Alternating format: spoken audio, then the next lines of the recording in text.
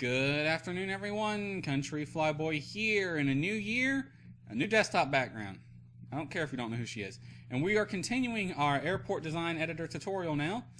Okay, so last video we taught instrument approaches, and we've got everything set up. Get rid of the airport backgrounds, terrain exclusions. I'm going to kill Landclass too. So now we're going to be doing the finishing work on Vidalia Regional. And the finishing work is, I'm trying to think, what do we have left to do? And I think it's just taxi signs is all that's left. Then we can do a beta compile, double check, make everything, and then we can zip it up and ship it out. I got a few more things I want to talk about. We'll have to go to other airports to do it, but we're going to finish up this airport. So, taxi signs are what we got left to do. Now, we can see in the satellite image there's taxi signs here, here, here.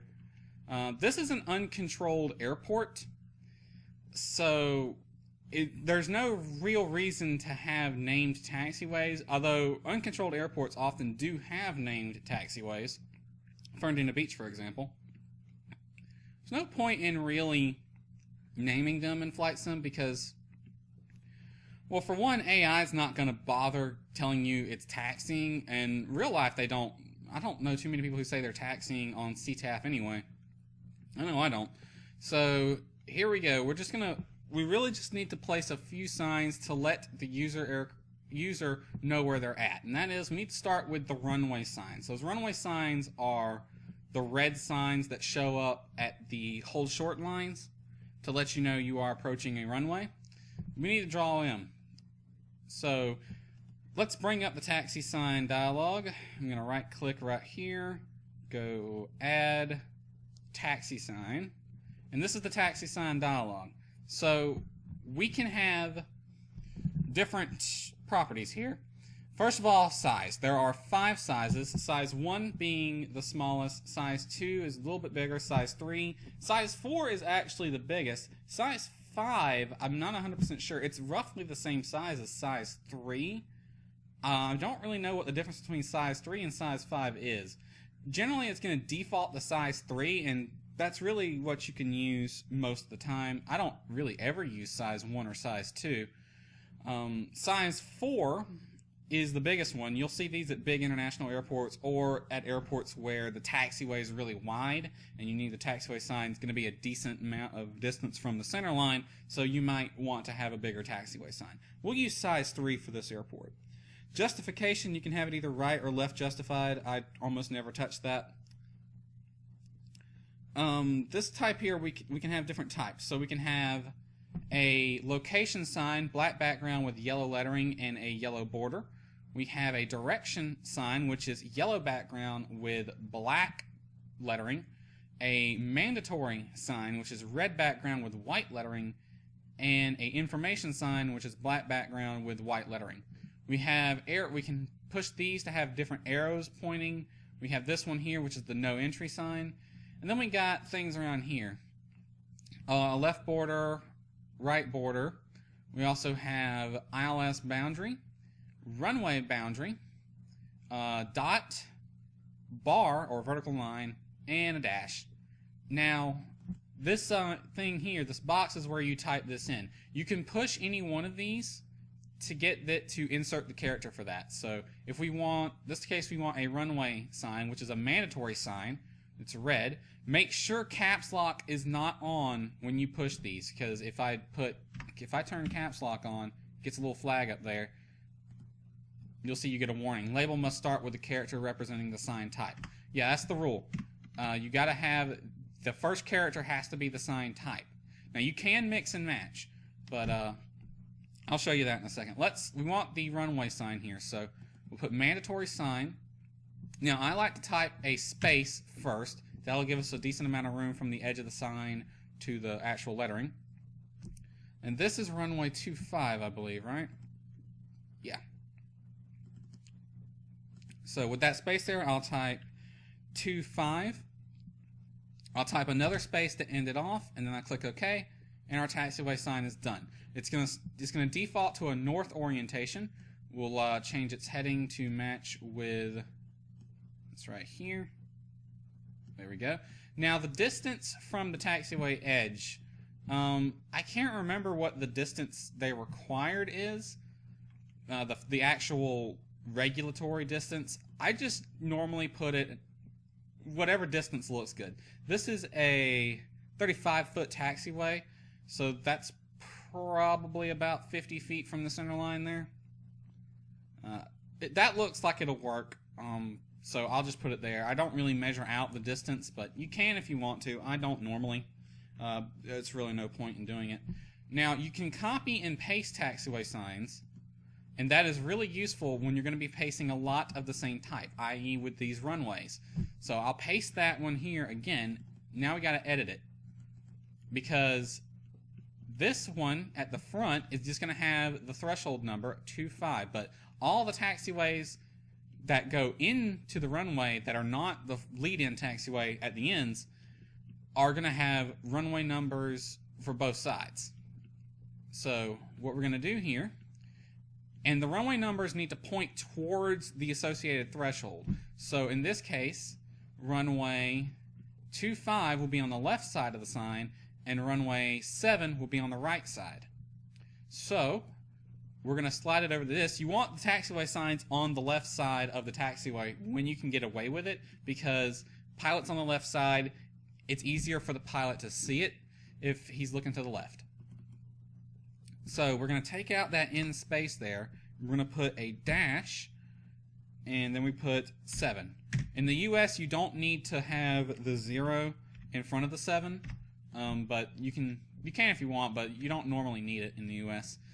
And if you want to mix and match, let's say this was a named taxiway, all you got to do is type the names itself. So let's say this was taxiway alpha here. We want this to start with the location sign. We'll put a border on it. We'll put an A, capital A. Whenever you're typing letters out, go ahead and hit caps lock. You only need caps lock off or hold shift with caps lock on, because you need that first letter to be lowercase. After that, all other letters really should be uppercase. Caps lock on, so all caps here. So then we'll put the right border. Then we will hold down shift, hit the mandatory sign, and we'll give it a space, and there. We just made a sign that says you're on alpha leading into runway 25 and 7. Put a space at the end. We don't need this. There we go. So again, the numbers on the sign, in this case 25's on the left, 7's on the right, needs to point towards the runway number itself, not the direction. So we'll go there, we'll copy, and then we're just going to paste as we go. Looks like the satellite image is a bit off. Oh well. We're really not worried with the satellite image at this stage anyway, so I don't really care. Now, oh wait, that's a closed runway. I was going to say this is a lasso mark, but nope, that's a closed runway. Now, here at the end, we're just going to paste and get rid of all that, and 7. There we go. That's the lead in, indicating that this is runway 7 here. And we'll just repeat that for each runway.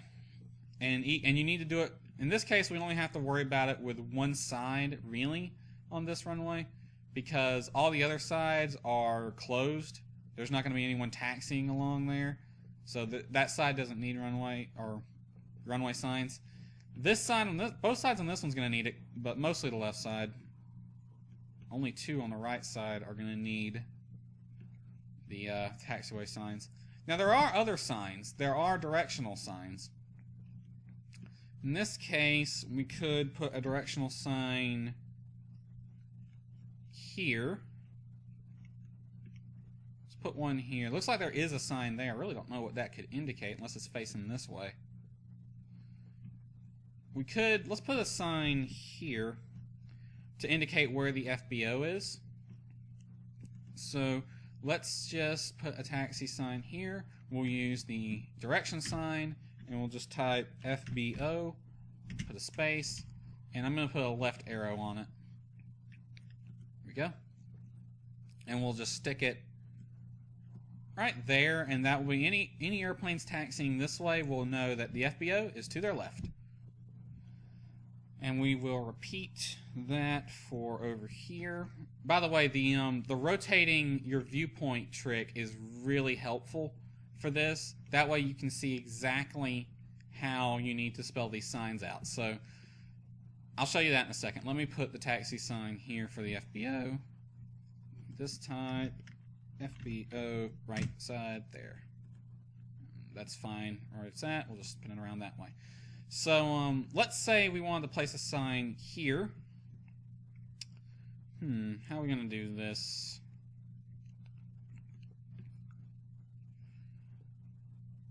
We'll put a runway direction sign right here. Let's say it will point to... That really is not going to work, is it? What we can do... Here we go. So I need to put a runway direction sign here that indicates which runways are where. Alright, so I'm going to right click, I'm going to add. Now I'm going to pretend that I'm taxiing on this taxiway here and I am moving towards the top of the screen. So if I was taxiing up along this taxiway, what would the sign say? In this case, I want to be an information sign, or no way, a direction sign, and I want it to indicate the runway directions. I'm just going to type a few spaces as a placeholder. And 7 is going to be to the left, 25 to the right, and what's this one, 14? Yeah, 14 to the left. Alright, so get rid of all that. It's one space. We're going to say runway 0 or runway 14 is that way. Now when we are separating out bits of information on the same sign, that's where this vertical line comes in. Just like that. And then that way is runway 7, and then that way is runway 25, I believe. We'll put a space to end it off. Yes. Now it's a bit large, but we'll just plop it down right there. And we could also end it off. Actually, we can start it off by saying the FBO is straight ahead. See, we're starting to get a little too big to fit on there. So I don't know if there's really a size limit or character limit. If it is, it's pretty big. But there is sort of a limit to just how much you can put on there and still see. I'm actually going to get rid of that FBO thing. Don't really need it. And there we go. I'm going to put another sign here, and we're just going to indicate that this is the fuel parking spot. So I'm just going to put a direction sign, F-U-E-L, fuel. That way, anyone who needs to go to the fuel box, they'll know where it's at. There we go. Actually, we'll move it to the left side. There. So we've placed signs. I'm going to go ahead and finish placing the runway signs, and we'll talk a few more things. So real quick, I'm going to finish that up. Alright, so I have finished placing the mandatory signs at the runways. So yeah, we got that done. One last thing I want to talk about is custom night lighting. I'm going to switch this over to night lighting view mode so we can see all the night lighting. Now, when working with the default night lighting, it can be a bit annoying. It doesn't always draw the lights where you want it. And sometimes it may not draw the lights at all. You can see right here, even though we have the taxiways set to draw lights on both sides, it's not drawing it on the left. Here we have it set to draw lights on the left side. It's just not drawing them at all. And you'll drive yourself crazy trying to figure that out and trying to fix it. So one of the best things ever was a little program. I can't remember the guy's name. He made a program called Airfield Lighting Toolbox, which allows you to make custom night lighting. So you can have your own 3D runway lights, taxiway lights, obstacle lights, approach lights, all of that fun stuff. Now, using that program is beyond the scope of this tutorial. I use it when I make sceneries, but it it requires a bit of know-how, and it's really beyond the scope of basic airport editing, which is what this series was for. However, I have taken the liberty of doing you guys a favor. When I finish this series, I'm going to upload this airport to Simviation, flightsim.com, and my Dropbox so you can all download it, and you can have it in your scenery. It's going to include a library object that I made just for you guys, and anyone who wants to use it. I am allowing anyone who wants to use this library, set of library objects, to use it. You don't even need to list please list my name in the credits, but you have my permission to use this. I'm the one who made this with Airfield Lighting Toolbox, and if I remember the README correctly, the guy who made it said you can distribute things from it. So you can't distribute the program, but you can distribute objects made by the program, if I remember correctly. So I have made a generic lighting objects file, and basically it's just all of the airfield lights that you can get away with being generic. So these are not directional lights, like split lights, like these end lights here are green on one side and red on the other, these runway end lights here. To get that, you need a split light, and you need to define the runway heading and stuff like that, because that's just how the way objects work in Flight Simulator. I just realized that needs to come up a bit. There we go. That's the way objects work in Flight Simulator, so you can't make them generic unless you want to make 365 of them each. So, yeah. You have to custom make those lights for every airport. One thing I have gotten into the habit of is there is a bit of a thing with airport lighting objects like this. They have a small draw radius. So they only show up about 6 miles out, which can be a bit problematic when you're trying to hunt an airport at night. So what I encourage, and what I've been doing with most of my sceneries lately, is I'll use default lighting for the runways, because the runway lights by default are actually properly modeled and look really nice. The only problem is they'll sometimes show up where they shouldn't. Shouldn't. Got hiccups all of a sudden. But taxiway lights can be a bit problematic. Now, I'm not going to do it with this airport. I'm going to use default lighting because, again, it was to show basic airport editing. But I will include the library object file, and you can feel free to use this library object, this set of library objects wherever you want.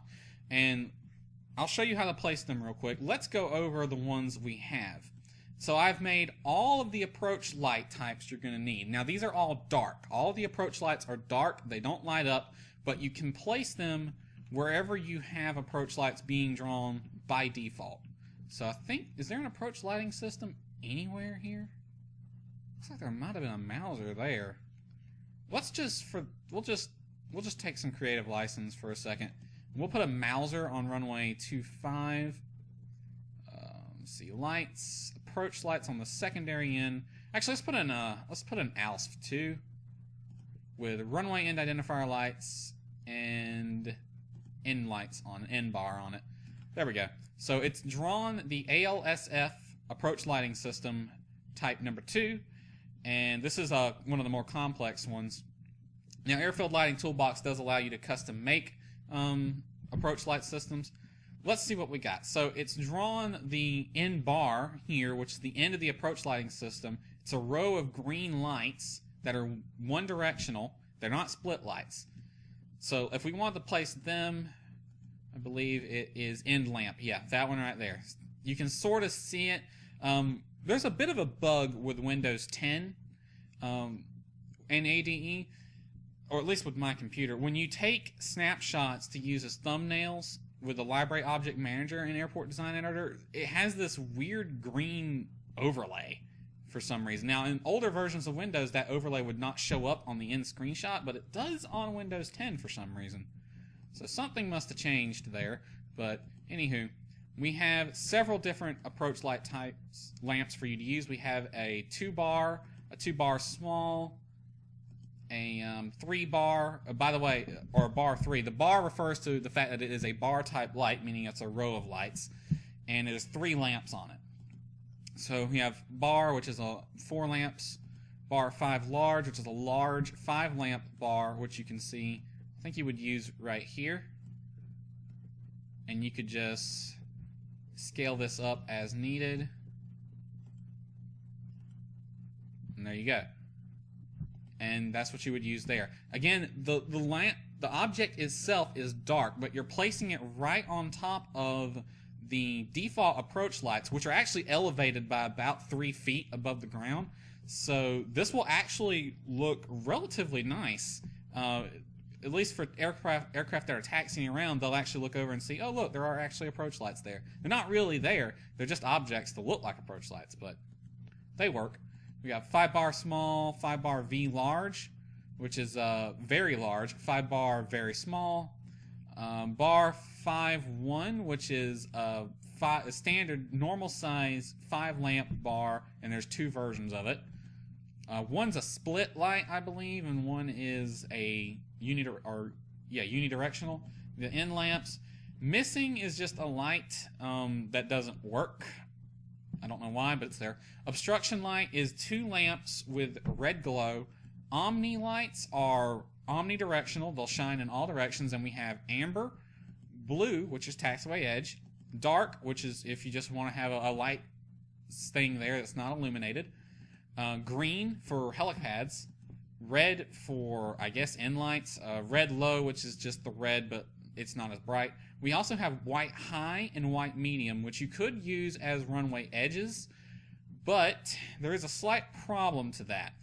Since you can't have end lights be generic, airport FSX is going to draw in lights whenever you have runway edge lights.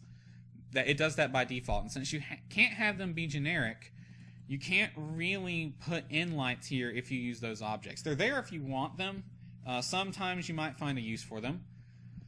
Another thing, too, you can't do is, I really wish you could do this because it would have been really useful, is the main reason I stopped using airfield lighting toolbox for runway lights is because the approach lights need to be able to be seen from a distance.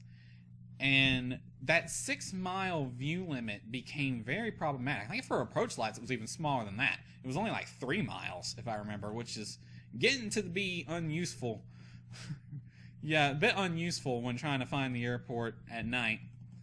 So, yeah, I had to sort of kill off using airfield lighting toolbox for approach lights, which meant I couldn't use them for runway lights, because if you disable... If I just wanted to have no edge lights and the approach lights, that won't work. It'll draw an ADE, but FSX will not draw an approach lighting system if there are no runway lights on the runway.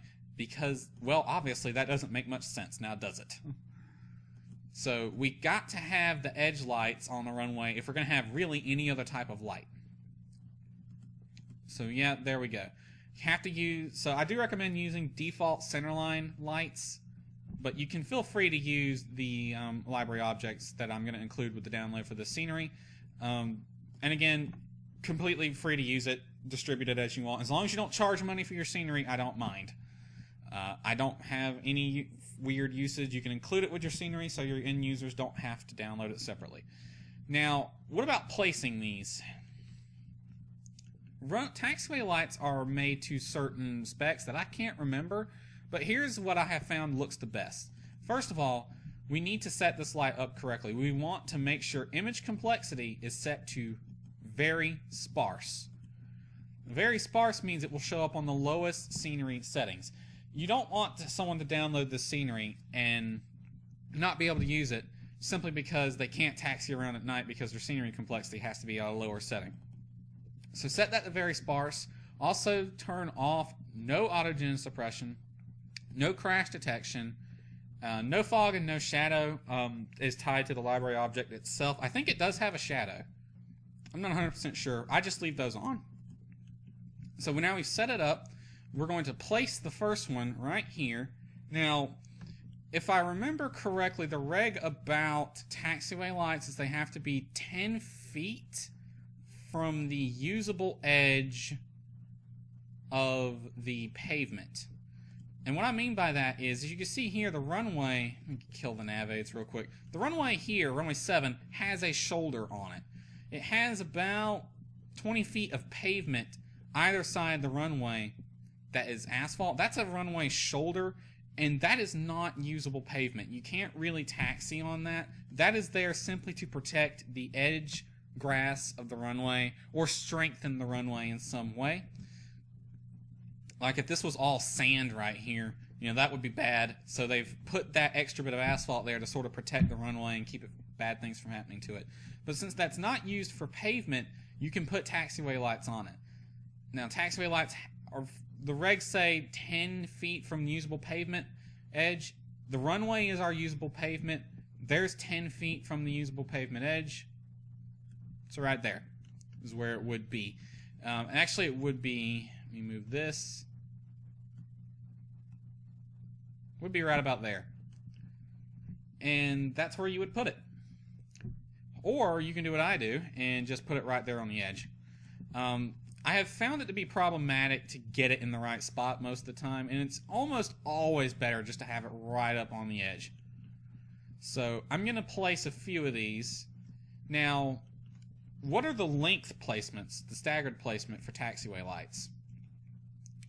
Well, along straightaways, you can get away with 150 or 100 foot increments. So there's 150 feet right there. So if we had a taxiway light, say here, we would place our next one here. 150 feet, that's perfectly fine. Along these straight ways like this, you're better off placing them further apart. Now along turns like this, they're going to be closer together. So let's say this was our first light. What I like to do when it comes to a turn is place the first light and the last light in the turn, which would be around about there, and then fill it in as needed with even spacing. Not any particular distance of spacing, just even spacing. I can tell you we're going to need at least 2 more lights right here. We'll place one here and one here, and that's roughly even spacing, and we have a nice turn going on. And you would repeat for this side. The outer edge, the outside edge of the turn is usually going to have more lights on it, especially a 90-degree turn like this. So don't feel bad if you got to place more lights on one side than you do on the other. That happens.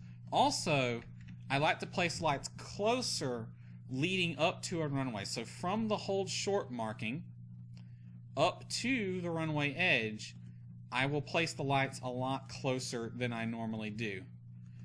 And that will be an indication that this is leading into a runway. These lights are spaced a hell of a lot closer.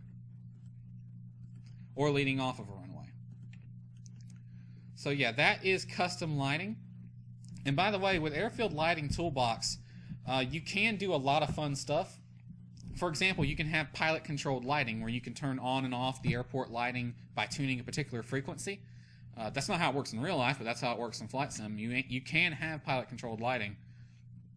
And the ALFT Toolbox lights, they look really nice. They are nice. And they show up during the day, too. So you can have these turned on during the day. These won't, not the ones I've made. They are essentially functioning just like default lights, but with a 3D object. So they will show up during the day, but the light will be off.